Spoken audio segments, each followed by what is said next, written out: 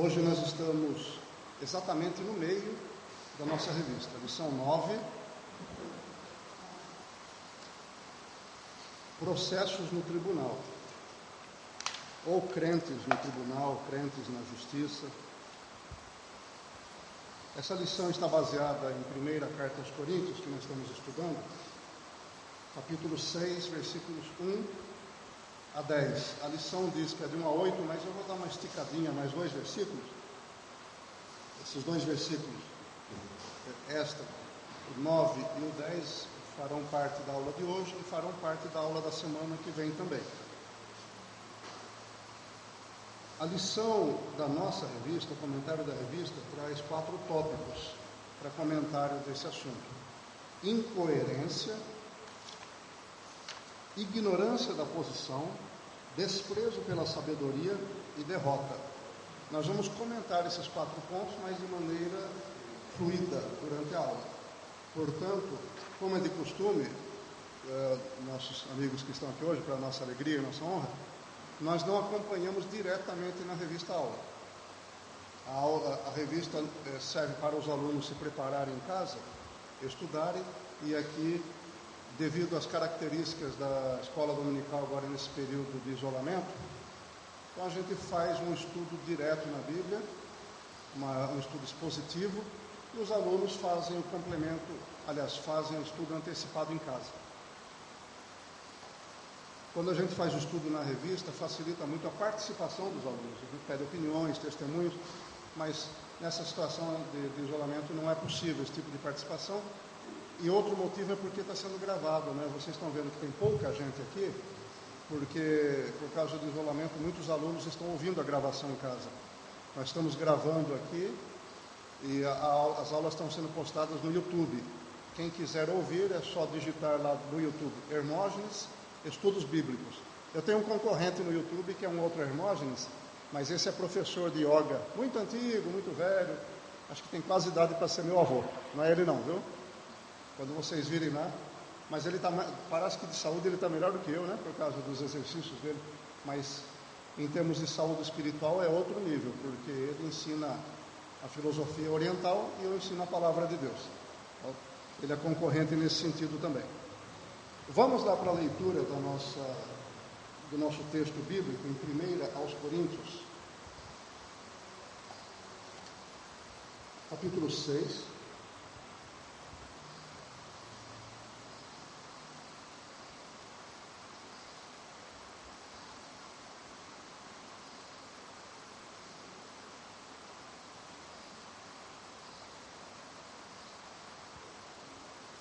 Ouça algum de vós, tendo algum negócio contra outro, ir a juízo perante os injustos e não perante os santos? Não sabeis vós que os santos hão de julgar o mundo? Ora, se o mundo deve ser julgado por vós, sois porventura indignos de julgar as coisas mínimas? Não sabeis vós que havemos de julgar os anjos? Quanto mais as coisas pertencentes a esta vida? Então, se tiverdes negócios em juízo pertencentes a esta vida, pondes na cadeira aos que são de menos estima na igreja? Para vos envergonhar o digo: não há, pois, entre vós sábios, nem mesmo um que possa julgar entre seus irmãos, mas o irmão vai a juízo com o irmão, e isso perante infiéis. Na verdade, é já realmente uma falta entre vós, terdes demandas uns contra os outros. Por que não sofreis antes a injustiça? Por que não sofreis antes o dano? Mas vós mesmos fazeis a injustiça e fazeis o dano, e isto aos irmãos. Não sabeis que os injustos não hão de herdar o reino de Deus? Não erreis, nem os devassos, nem os idólatras, nem os adúlteros, nem os efeminados, nem os sodomitas, nem os ladrões, nem os avarentos, nem os bêbados, nem os maldizentes, nem os roubadores herdarão o reino de Deus. E é o que alguns têm sido, mas haveis sido lavados, mas haveis sido santificados, mas haveis sido justificados em nome do Senhor Jesus e pelo Espírito do nosso Deus. Amém. Nas aulas anteriores, nós vimos que o apóstolo Paulo, escrevendo essa carta aos Coríntios, já havia repreendido a igreja de Corinto por mau comportamento e por outras falhas, como partidarismo, lembra? Divisão em grupos dentro da igreja, privilegiando determinados heróis, também porque eles estavam privilegiando a sabedoria humana em oposição à sabedoria divina. Excesso de valorização da sabedoria humana, nós falamos bastante disso, e com isso eles estavam diminuindo o poder da cruz perante as pessoas, porque se a sabedoria humana explica tudo e não a sabedoria divina, então a cruz, que é loucura para aqueles que estão perecendo, é o fato de julgar a igreja e dizer: vocês são doidos, acreditar que a salvação vem por alguém que morreu na cruz. E o comportamento dos crentes de Corinto estava levando a esse pensamento pelos pagãos. E também eles estavam desprezando certos obreiros e o ministério de determinados obreiros, ministros da palavra. E na última lição nós vimos que eles estavam deixando passar um pecado sexual grosseiro de um indivíduo que estava tendo relações com a própria madrasta. A Bíblia diz: a mulher do seu pai. E no final do capítulo 5, em que tratamos esse assunto, dessa baixaria, Paulo diz assim: porque que tenho eu em julgar também os que são de fora? Não julgais vós os que estão dentro, mas Deus julga os que estão de fora. Tirai, pois, dentre vós a esse iníquo. Paulo já fala de julgamento aqui, no capítulo anterior. Ele já está falando de, em determinada instância da igreja, serem julgadas as falhas das pessoas. E nós abordamos esse assunto na semana passada do ponto de vista disciplina da igreja. Porém, Paulo já tinha falado também, em capítulos anteriores, que ele não se importava com o fato dos crentes de Corinto julgarem o ministério dele. Lembra que nós falamos? Como ele dissesse: eu não me importo ser julgado por vocês. Não estou nem aí se vocês vão julgar o meu ministério. Como se dissesse: vocês não têm capacidade para julgar nem as coisas mínimas entre vocês. Vocês não têm capacidade para fazer um julgamento de causas disciplinares da igreja. O erro está correndo solto, a indisciplina está solta na igreja. Vocês estão usando sabedoria mundana e querem julgar a mim, julgar o meu ministério? Então Paulo disse: não me importa se vocês vão falar bem ou vão falar mal de mim, porque vocês são incapazes para julgar alguma coisa da maneira como estão se comportando. E agora Paulo vai abordar o julgamento de um outro ângulo. Até então ele estava falando do julgamento de comportamento das pessoas.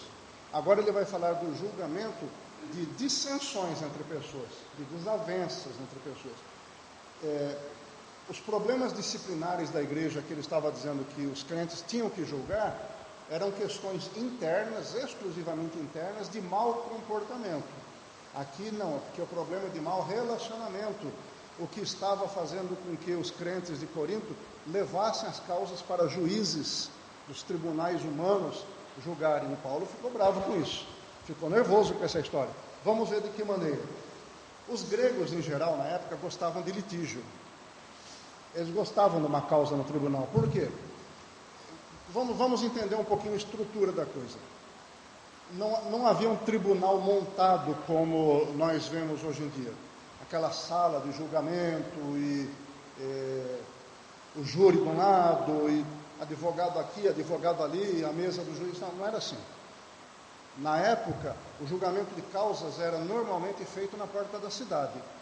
Pessoas mais experientes, mais idosas, pessoas de boa reputação, de algum conhecimento, de sabedoria na sociedade, se assentavam na porta da entrada da cidade, ou na praça, ou determinados lugares, e o povo que tinha demandas procurava juízes. Então ia lá duas pessoas que estavam tendo uma confusão por algum motivo, estavam demandando uma causa, iam lá e os juízes tratavam do assunto, e muitas vezes ali publicamente mesmo, na praça.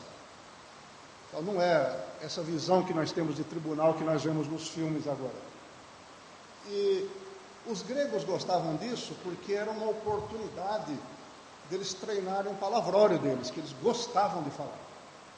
Eles gostavam de se expressar. Lembra que nós estudamos isso na primeira aula? Corinto tinha escolas de filosofia e escolas de retórica. A retórica para eles era importantíssima. Isso nós já vimos aqui também. Para eles era muito importante falar bem em público. e falar. Lembram-se de que eu disse que eles não gostavam de simplesmente responder com a verdade ou dizer a verdade objetivamente. Não, o fato é esse, e acabou. Não, eles não gostavam. Eles gostavam de florir um discurso longo, cheio de argumentos, mesmo que as pessoas não entendessem direito, porque para eles era bonito falar bem, falar com palavras difíceis, com frases rebuscadas. Essa escola era chamada escola sofista, e de onde vem a palavra sofismo, né? Eu já falei para vocês que sofisma é uma maneira de você falar a verdade sem confessar diretamente, vamos dizer assim. Ou como a Natália diz, né?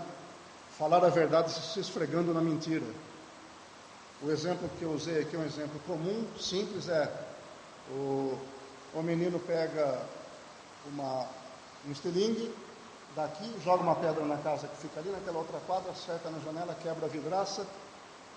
Alguém vê e vai procurar a mãe do menino. Ela já vem com o chinelo na mão e fala: você quebrou a janela da casa da fulana. Ele diz: não, mas nem passei em frente, nem passei na rua dela. É uma verdade. Ele não passou na rua, não passou nem em frente à casa, ele jogou a pedra de outro lugar. Então, ele conseguiu enganar uma pessoa falando a verdade. E isso era uma arte dos sofistas da época.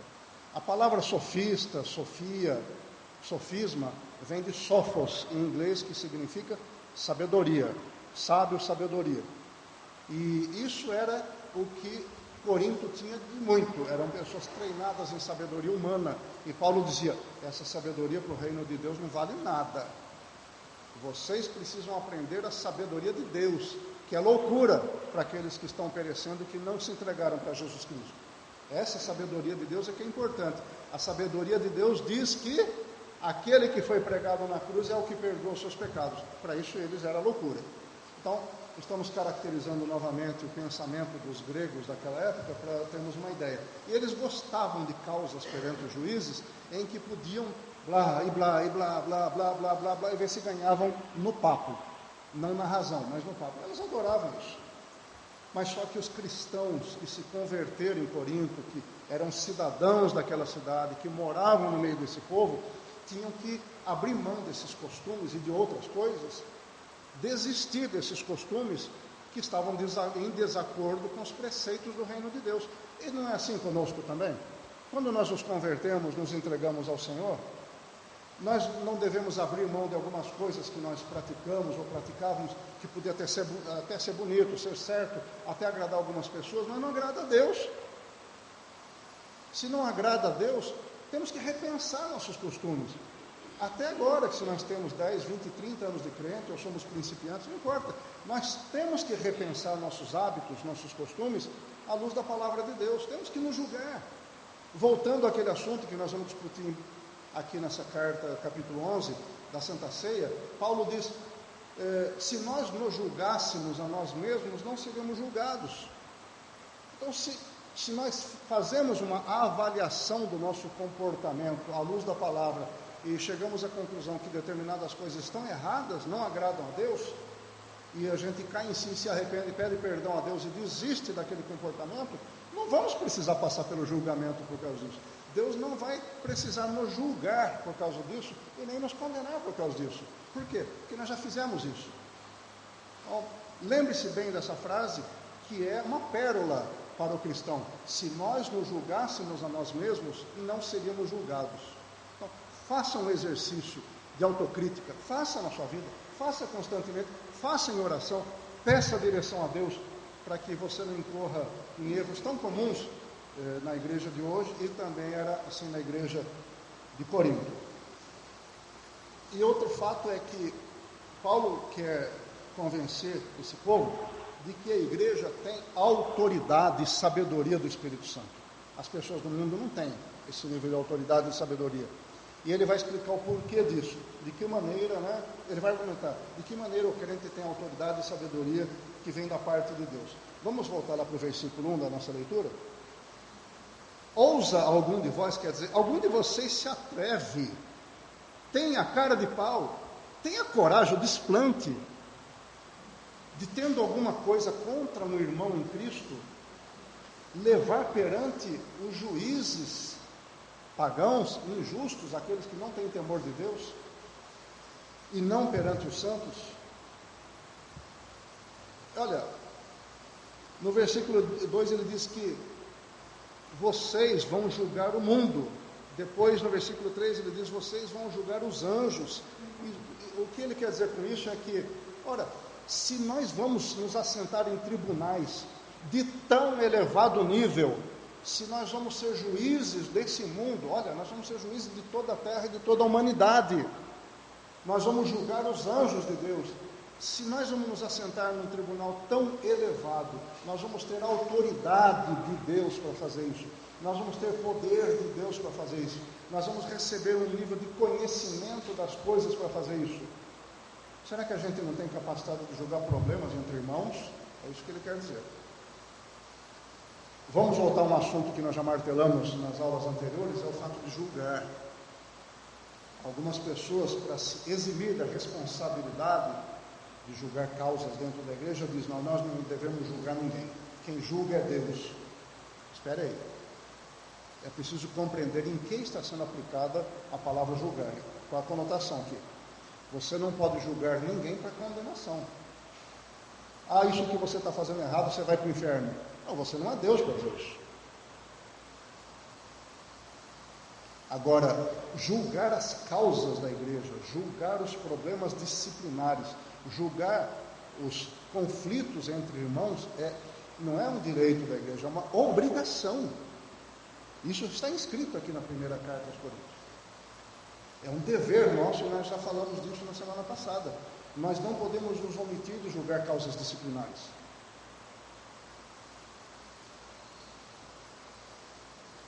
O Antigo Testamento diz, repito: não deixarás de corrigir o teu próximo, e nele não sofrerás pecado. Para eu poder corrigir alguém, ou alguém me corrigir, temos que saber o que aconteceu. E depois nós temos que julgar para ver se estava certo ou errado, não é isso? Como é que eu vou dizer? Olha, está errado, não deve fazer assim, vamos procurar a palavra de Deus. Eu dizer que está errado, eu estou julgando. Eu estou dizendo se é certo ou errado, isso é julgamento. Então entenda, essa questão de não devemos julgar é uma fuga que crentes empregam para não se responsabilizar por tomar decisões, por fazer coisas maduras no meio da igreja. Aqui Paulo está dizendo que a igreja pode até ter um tribunal para julgar causas civis entre os irmãos. Dois irmãos têm um problema lá relacionado a uma dívida, por exemplo, ou divisas de propriedade, ou qualquer coisa. Em vez de ir lá para levar para um juiz, procurar um advogado, promotor, abrir um boletim de ocorrência, abre um boletim de ocorrência dentro da igreja. Como? Vamos estudar isso aqui. Esse abrir boletim de ocorrência dentro da igreja é só força de expressão, entre aspas, tá? Não vão procurar quem é o delegado da igreja, cadê a polícia, quem é o guarda de serviço aqui. Não é assim. Existem fórmulas dadas pelo Senhor Jesus de como nós podemos resolver isso ou tentar resolver, mas não levar para tribunais pagãos. Portanto, ele diz que se vocês vão trabalhar num tribunal de instância mais elevada do que o STF, que vai julgar o mundo todo. O STF julga as causas constitucionais dentro do Brasil, mas os crentes vão trabalhar para julgar as causas constitucionais do mundo inteiro, do universo inteiro. Nós vamos julgar os anjos. Então, olha a importância da coisa e a dignidade da coisa. Você vê um juiz do STF, um daqueles 11, vestido com aquela toga, com aquela imponência, com aquela aura de autoridade, aquele temor que inspira nas pessoas. Fique sabendo, meu irmão, que você foi investido de autoridade maior do que a deles. Eles só podem julgar as causas constitucionais do Brasil. Você vai julgar as causas constitucionais do universo inteiro. Você não está vestido de toga, não tem aquela coisa, motoristas e pessoas para servir você, não tem isso. Mas você vai ser juiz de toda a terra, de todo o universo. E se você vai fazer isso, não se sente capaz de julgar besteirinhas entre os irmãos? Como é que nós vamos julgar anjos se a gente não tem coragem para assumir a responsabilidade de julgar coisas pequenas aqui entre nós? Isso que Paulo quer dizer.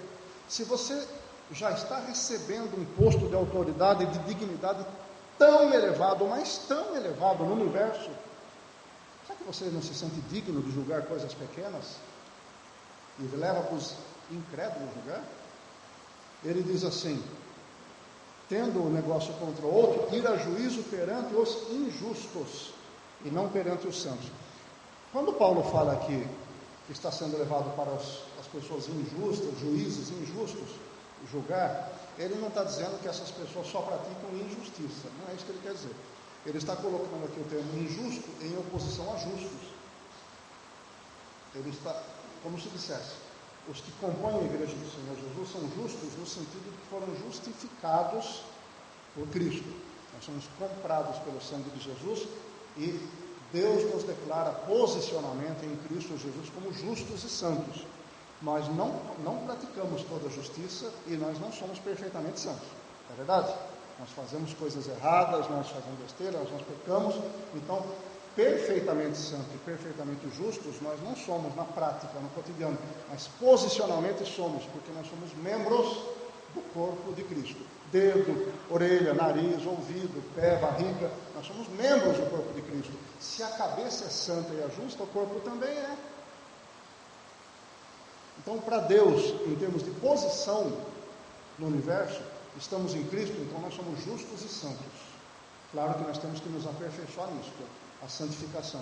E Paulo está colocando, vocês que estão incluídos, inseridos no corpo de Cristo, que são justos, vão levar as causas para serem julgadas por pessoas que não estão justificadas, que não fazem parte desse corpo, que não têm poder do Espírito Santo, não têm a sabedoria do Espírito Santo, não têm a autoridade do Espírito Santo para julgar causas relativas a membros do corpo de Cristo. Estão percebendo agora qual era a gravidade do caso, do problema? Mas isso não é coisa de 2000 anos atrás, meus irmãos. Não é um caso que estava pendente na época e que foi resolvido por Paulo, acabou. Não, isso é um caso bem presente. Devo ter falado para vocês já que determinado irmão, permita não citar o nome, mas é um caso que tem nomes e tem datas, quando foi transferido, vendeu um veículo para uma outra pessoa, de outra denominação, e não recebeu. Recebeu 2 cheques sem fundo, R$ 7.700 no ano de 1997. Quer dizer, há 23 anos era um bom dinheiro, né? R$ 7.700, só que não tinha fundo. Isso comprometeu a família desse irmão que viajou e comprometeu demais. O irmão quase foi à falência. E esse irmão foi procurar o primeiro pastor dele na cidade para onde ele foi, quando ele foi transferido. O pastor dele disse bem assim: coloca no pau, quer dizer, põe na justiça. O irmão respondeu para o pastor: não, porque a Bíblia diz que não deve levar irmãos para a justiça resolver. Aí o pastor abaixou a cabeça. Esse caso está bem presente. Esse caso aconteceu no século XX, nós estamos no século XXI, mas ainda se repete. Tá? E nós vamos ver depois o que Jesus disse para fazer, o que Paulo disse para fazer. E os dois estão combinando perfeitamente. Então, se a igreja não consegue resolver, vai levar para a justiça lá de fora, a justiça comum. Problemas de relacionamento. Vamos entender que existiam costumes na época que não se aplicam mais a hoje, porque senão nós vamos dizer que tudo então que Paulo dizia para os crentes de Corinto fazer, nós também temos que fazer hoje. E Paulo dizia para as mulheres de Corinto que não deviam cortar cabelo, dizia para os homens de Corinto que não deviam manter cabelo comprido. Mas por que isso? Porque era um costume na época, e nós vamos estudar isso mais adiante, tá? No capítulo apropriado de Corinto. Era um costume da época, dizia respeito à posição dos pagãos da época, e não tem nada a ver com a sociedade, com a cultura e com os costumes de hoje. Não tem nada a ver. Então não é uma instrução para nós, porque isso era localizado no tempo e em determinado local. Com relação ao julgamento também pode acontecer isso. E durante a nossa aula vamos ver se nós conseguimos pontuar alguns casos para servirem de exemplo. Portanto, Paulo não está dizendo que esses juízes fora são injustos. Não, ele não está dizendo que são injustos no sentido de que eles não conseguem fazer justiça quando julgam. Não. Eventualmente eles erram, eventualmente até se corrompem, mas no geral eles procuram aplicar a lei. Isso é coisa justa. E nós já estudamos em Romanos capítulo 13 que os magistrados foram ordenados por Deus, inclusive os magistrados que não são crentes. Então, se você desobedece a uma lei de trânsito, ou se você comete um crime, você vai ser julgado por um magistrado que pode não ser da igreja, pode não ser seu irmão, e você não pode escolher quem vai ser seu juiz. E ele vai fazer aplicar a lei. Você não pode dizer que ele foi injusto. Se você errou, praticou um delito, foi julgado e condenado por isso, o juiz fez o que é o correto perante a lei. Ele foi justo. Então Paulo não está dizendo que são injustos porque eles não fazem nada certo. Não é isso. São injustos porque não foram justificados por Jesus Cristo, não são membros do corpo de Cristo. E ele diz, já que eles são injustos, eles não entendem daquilo que diz respeito ao corpo de Cristo, eles não compreendem a sabedoria de Deus, eles acham que é loucura. Vocês vão dizer que eles têm que julgar os seus problemas? Ele está dizendo que você é louco porque crê na cruz de Cristo. Ele está dizendo que você é doido porque acredita que alguém que morreu transpassado na cruz é o que perdoa seus pecados, vai levar você para o céu. Eles dizem que você é louco e depois você vai lá levar uma causa para eles julgarem. Quem é o louco nessa história agora? Entenderam agora a contradição em que caiu o crente?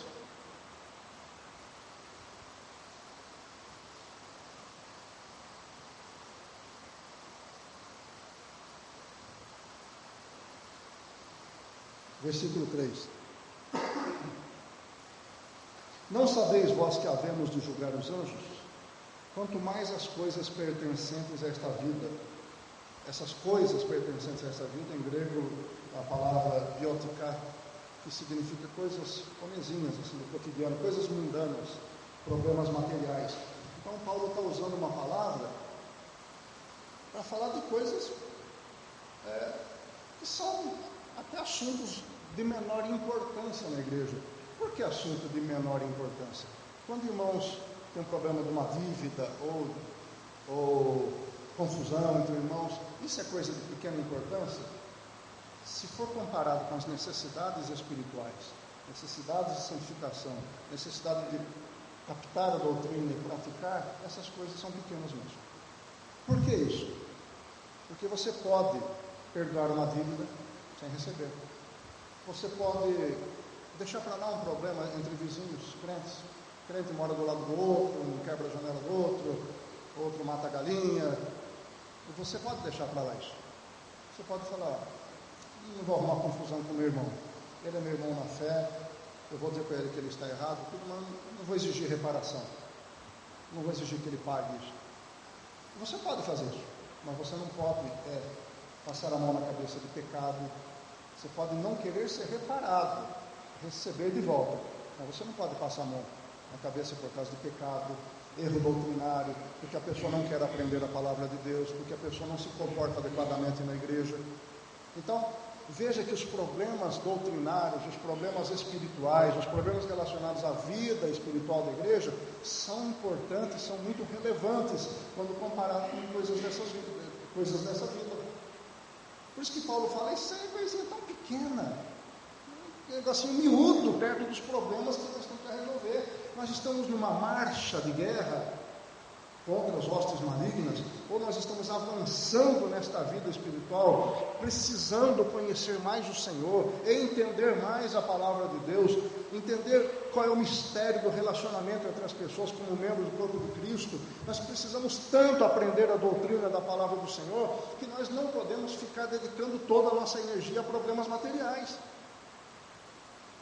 Claro que as questões materiais resolvem muitas coisas na nossa vida, mas não são a essência da nossa vida. Então não dedique tudo que você tem, todas suas reservas emocionais, intelectuais, para resolver isso. Há coisas mais importantes. Essas coisas, esses probleminhas entre irmãos, são coisas comezinhas desta vida. Também contei para vocês a história, já talvez mais de uma vez, de uma obra missionária de Fortaleza. Eu falei, né, que uma vez eu fui pregar numa cidade lá, na Terra do Bode, uma cidade desse tamanho assim, né? Acho que é menor do que a Vila Brasil, Tejuçuoca, no interior do Ceará.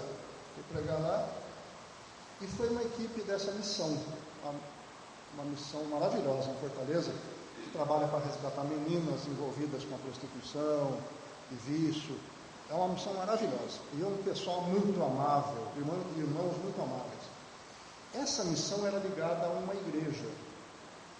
A mulher tocava o trabalho da missão, que tinha o seu CNPJ e tal, e o marido tocava a igreja. Mas houve um conflito entre eles. E se separaram. E essa separação não foi assim tão fácil, porque cada parte da obra tinha suas propriedades, seus bens materiais. Mas tudo estava no nome da igreja. E o marido, o ex-marido, não queria dar a parte da missão, e era necessário para a missão. Imóvel, bens materiais.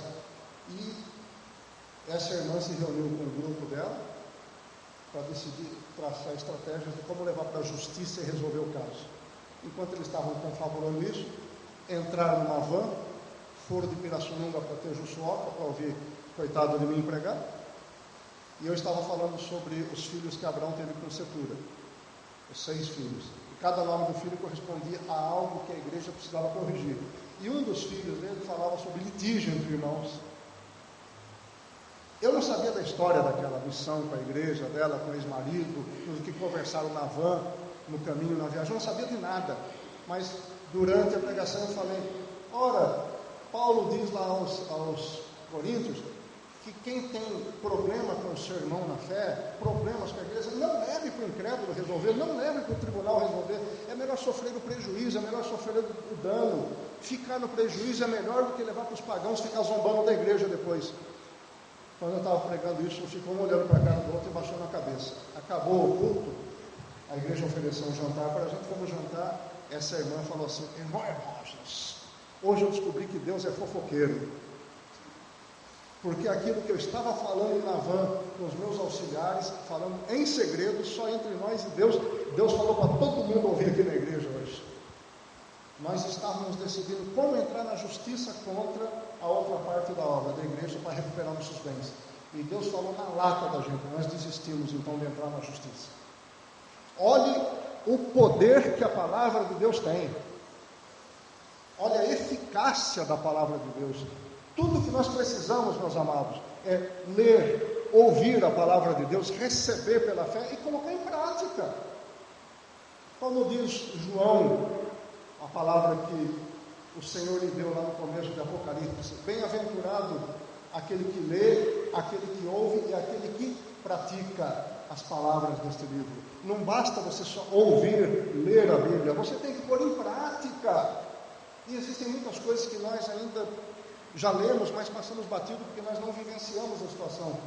Então nós temos que ler várias vezes, temos que pensar nisso, orar a Deus, pedir para Deus nos dar memória daquilo que lemos, para nós não errarmos.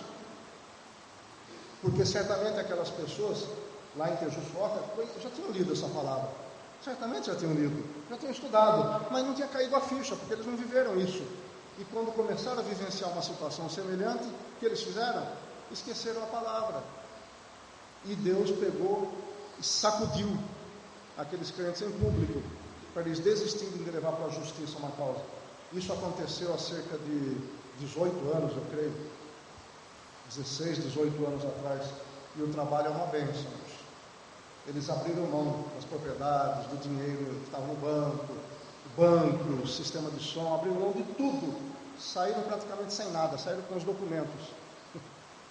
E Deus prosperou a obra, que hoje é uma referência na região. Vale a pena, irmãos, nós cumprirmos a palavra de Deus, vale a pena. E você imagina um juiz incrédulo, às vezes até um satanista, às vezes até um ateu, olhar de um lado o pastor de uma igreja e do outro lado a missionária, chefe, presidente de uma missão, os dois em processo contra o outro para recuperar bens da igreja, e o juiz pagão, o juiz incrédulo julgando isso. Seria pior ainda se ele perguntasse: vocês são crentes, vocês não podem resolver entre vocês, não? Imagina isso. E o que Paulo está dizendo é isso: não leve para o incrédulo resolver, ele não entende os problemas espirituais da igreja, isso tudo é coisinha à toa. Jesus precisou de igreja para poder pregar o evangelho? Ele precisou do templo? Ele precisava de automóvel? Ele precisou de bancos? Ele precisou de uma estrutura com ar-condicionado, ventilador, sistema de som? No entanto, ele constituiu uma igreja. Ele tirou do nada e constituiu uma igreja, levantou 12 apóstolos que revolucionaram o mundo da época, e ele não precisou de nenhuma estrutura física. Deixe nas mãos de Deus. Está correndo o risco de perder alguma coisa e precisa entrar na justiça contra o irmão? Deixa nas mãos do Senhor. Deixe Deus resolver as causas da igreja. Vamos tratar entre nós. Vamos ver a fórmula que Jesus deu para resolver isso. Em parte nós já falamos na semana passada. Interessante aqui no versículo 4. Vamos ler novamente. Então, se tiverdes negócios em juízo pertencentes a esta vida, pondes na cadeira os que são de menos estima na igreja, talvez a sua tradução diga constituís como juízes aqueles que são de menos estima na igreja. Esse verbo em grego ainda não tem uma tradução precisa. Por quê? Existem duas possibilidades de traduzir esse verbo, constituir ou colocar aqui. Ele pode ser traduzido como constituís, o presente do indicativo da segunda pessoa do plural, vós, né? Vós constituís, presente do indicativo. Quer dizer, Paulo está dizendo que eles fazem isso. Ou pode estar no imperativo, também é possível. Paulo pode estar dizendo, constituir vós, outras pessoas. Quer dizer, Paulo pode estar dando uma ordem. Quero que vocês façam isso. Constituam juízes aqueles que são de menos estima. Se ele estiver dizendo no imperativo, dando uma ordem, então essa ordem está sendo irônica, está sendo sarcástico com a igreja. E é possível também isso. Por quê? Porque no versículo seguinte ele diz, para vos envergonhar, eu digo isto. É como se ele dissesse, bom, já que vocês são incapazes, vocês não entendem nada do assunto espiritual, vocês estão num clube religioso e não numa igreja, pelo visto, então faça o seguinte, constituam juízes daquelas pessoas que não têm nada a ver com a igreja. Isso eu estou falando para vocês ficarem envergonhados mesmo. Então ele foi, se esta é a verdade, se a tradução é no imperativo, ele quis ser irônico e sarcástico com a igreja para poder envergonhar a igreja, para a igreja cair em si. Falar, olha, que vocês não entendem nada do assunto, não sabem nem o que Deus quer de vocês, então acharam incrédulo para julgar suas causas. Isso é para envergonhar.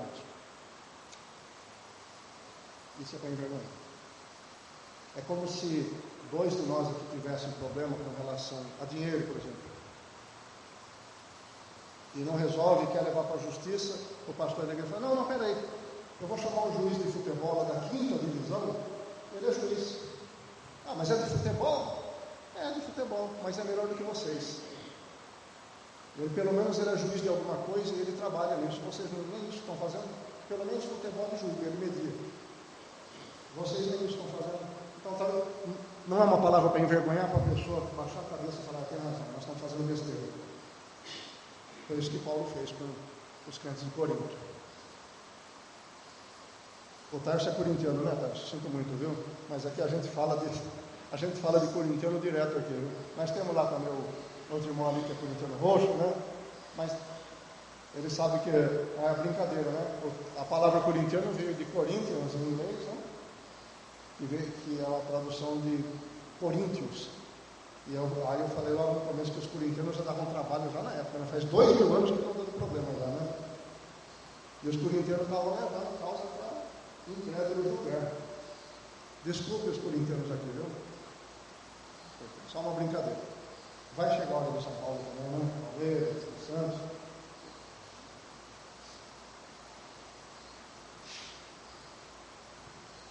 E no versículo 5 ainda, não há entre vós sábios, nem mesmo um que possa julgar entre seus irmãos.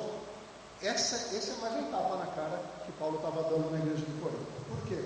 Porque o povo de lá era inchado, nós já vimos. O povo de lá andava assim, com o peito erguido, o nariz empinado, por quê? Porque eles tinham escolas de sabedoria. Eles eram os sofistas, eles tinham escola de retórica, de filosofia. Eles primavam por isso, eu falar bonito, eles se consideravam donos de uma sabedoria superior. E Paulo está dizendo, cadê os sábios agora? Que não prestam para julgar nem um probleminha entre irmãos. Cadê a sabedoria de vocês? Foi no vinagre? Foi por água abaixo?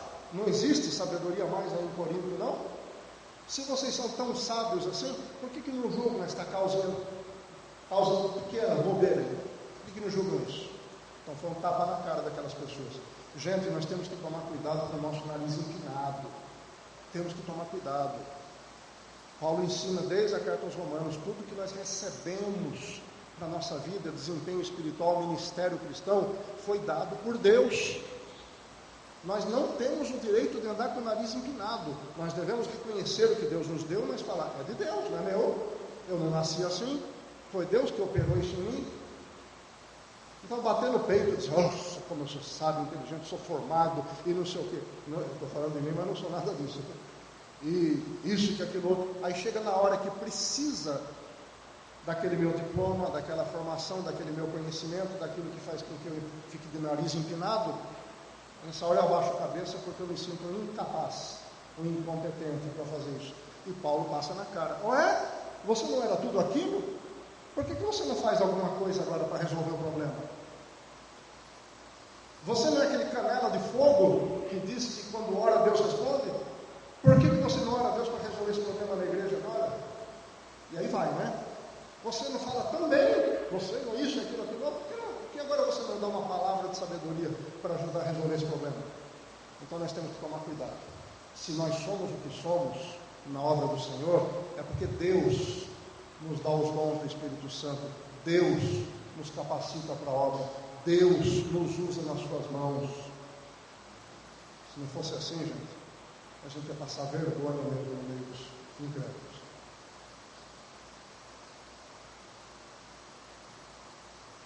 Bom, no versículo 6, está caminhando para o final, sim, viu? Vocês já estão se acostumando comigo, né? Que às vezes eu estou no segundo versículo, faltam 10 versículos para falar, faltam 5 minutos para acabar a aula, mas eu gosto de terminar no horário. Por quê? Porque, na verdade, desde o começo eu falo do assunto todinho daquela aula. Eu vou falando, costurando o assunto assim durante a aula, tá? E o versículo 6 diz assim, mas o irmão vai a juízo com o irmão perante infiéis. Versículo 7, na verdade, isso já é realmente uma falta entre vós. Qual é a tradução sua? Pode dizer assim, isso já é uma completa derrota entre vós, é isso? Talvez algumas traduções digam isso. O quê? O fato de terdes demandas uns contra os outros. Gente, Paulo está dizendo uma coisa aqui que é muito dura quando cai a ficha. Ele está dizendo, olha, quando um irmão tem motivo para ir para a justiça contra outro irmão, a igreja já foi derrotada. Toda a igreja foi derrotada, porque a igreja não conseguiu reconciliar aqueles irmãos. Na semana passada nós falamos que o Senhor Jesus deu uma fórmula para isso. Ele disse assim, se teu irmão tiver, se teu irmão pecar contra ti, vai entre ti e ele somente. Se ele te ouvir, ganhaste teu irmão. Ai, que maravilha! A gente falou até aqui que tem pessoas que não ganham uma alma porque não sabem pregar ou porque não gostam de evangelizar, mas pode ganhar a alma do irmão que está desorientado. Se ele não te ouvir, leva contigo uma ou duas pessoas para que pela boca de 2 ou 3 testemunhas tudo se confirme. Se ele não ouvir vocês, aí leva perante a igreja. E se ele não ouvir, considera então como alguém excluído, como gentil publicano. Então existem passos para resolver o problema. O primeiro passo é ir com amor ao irmão. O irmão pecou contra mim, vou lá conversar com ele, quero ver se eu ganho. Isso é novidade para mim. Essa campainha. É a campainha dos 5 minutos, né? É? Assim espero, né? São 5 das 10. Então o primeiro passo é tentar resolver com amor. Me diga uma coisa, vamos falar agora não de irmãos na fé. Dani, são 5 minutos que faltam? É isso? Obrigado. Vamos falar de irmãos de sangue agora, de parentes de sangue, tá? Você tem um irmão, uma irmã que está devendo dinheiro para você. Ele não tem como pagar. Ou não está dando devida atenção para isso. Você leva para a justiça? Você vai abrir um boletim de ocorrência contra ela? Na delegacia? Você tem um problema com seu pai, com sua mãe, com seu filho, um problema semelhante. Você vai para a justiça, procura um advogado? Sim ou não? Ninguém tem coragem de fazer isso. Nem se aquela pessoa, seu parente, não conversar com você, você vai pensar 2, 3, 4 vezes, desiste, fala, não vou me meter. Até os pagãos faziam isso, evitavam ter problema na justiça com os parentes, com os mais chegados. E nós que somos cristãos, filhos do mesmo Pai que está no céu, irmãos da mesma família, vamos levar um membro da nossa família para a justiça comum resolver? Por isso que Paulo diz, quando isso acontece, já está derrotada a igreja. Só o fato de vocês não terem conseguido resolver o problema pendência entre dois irmãos, já é uma derrota para a igreja, já é uma vergonha. A vergonha aumenta quando vocês levam para um juiz ímpio resolver. E em terceiro passo, a vergonha aumenta mais ainda quando o mundo fica sabendo que a igreja está tendo problemas que não consegue resolver, que os irmãos estão se batendo na cabeça um contra o outro e estão levando para a justiça. É vergonha tripla isso, pelo amor de Deus. Aí Paulo, com razão, fica bravo com isso. A igreja não podia estar se comportando dessa maneira. E ele depois diz assim, por que vocês não sofrem injustiça? Por que vocês não sofrem o dano? É melhor do que levar para um juiz ímpio resolver. Ai, fica com prejuízo, então. E ele diz, mais, versículo 8, vós mesmos fazeis a injustiça e fazeis o dano. Isso quer dizer o quê? Vocês não estão sofrendo o dano que vem de fora. O incrédulo está prejudicando a vida do crente. Não. É um crente prejudicando a vida do outro. É mais vergonhoso ainda. Isso é derrota para a igreja, gente. Um crente não pode prejudicar o outro. Se não tem como resolver o problema, vai conversar. Está devendo, vai lá pedir misericórdia. Vai fazer uma negociação. Se provocou dano para um irmão, para uma irmã, vai tratar do assunto. Não espera ser procurado. Lembra-se daquela outra palavra de Jesus Cristo? Se quando fores apresentar a tua oferta e lembrares que teu irmão tem alguma coisa contra ti, agora é o contrário que nós falamos, é contra ti, o que você deve fazer? Deixa a sua oferta ali. Não apresente, porque Deus não vai aceitar. Vai reconciliar com o seu irmão primeiro, depois volta e apresenta a sua oferta. Quantas pessoas querem empurrar com a barriga, jogar para baixo do tapete da igreja, para ver se o tempo apaga aquilo, se o tempo limpa aquela mágoa. Não, Deus não esquece isso, não foi resolvido. Ele não vai aceitar a oferta. Mas a gente ainda pensa que nós podemos cantar, entregar o dízimo, a oferta, que nós podemos tomar a Santa Ceia, nós podemos fazer isso, aquilo, outro, expulsar demônios, pregar a palavra, ensinar na escola dominical, e tudo isso vai abafar o erro que nós cometemos. Não vai. Ou eu me arrependo do meu pecado e vou me reconciliar com o meu irmão, ou isso não vai se apagar.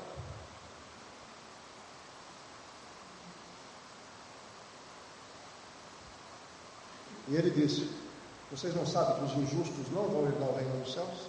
Aí ele faz uma lista. A primeira parte da lista é de pessoas que praticam pecados contra si mesmo.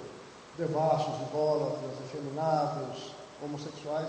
A segunda parte da lista é de pessoas que praticam pecado contra os outros. Ladrões, avarentos, bêbados, caluniadores, roubadores. Por que bêbado pratica pecado contra outras pessoas?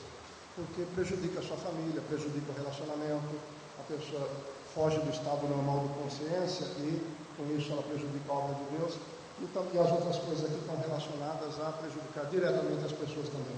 Mas esses detalhes aqui nós vamos falar na semana que vem, ok? Esse assunto para a próxima aula, então nós já estamos construindo uma ponte para a aula número 10. Ficou aqui o ensino então, meus irmãos, de que nós devemos administrar as coisas na igreja entre nós pela lei do amor. Nós temos que manter a todo custo um bom relacionamento entre nós. Vamos morar no céu. Se eu brigar com a irmã Nina hoje e não quiser olhar mais para a cara dela, eu vou ter que olhar para a cara dela, nem que seja no céu. Eu vou morar lá na Argentina e ela fica aqui, não quero mais ver a irmã Lina, não quero mais ver. E quando a igreja for arrebatada, que eu vou dar de cara com ela? Isto é, se eu for para o céu. Porque se eu ficar guardando mágoa dela, será? Mas se nós formos para o céu, eu vou dar de cara com ela. Falou, irmã, a senhora está aqui. Agora é hora de pedir perdão? Então vamos resolver nossos casos com amor aqui dentro. Tá bom, meus irmãos? Isso que Paulo está ensinando para os corintianos da igreja toda. Obrigado. Deus abençoe. Até a próxima.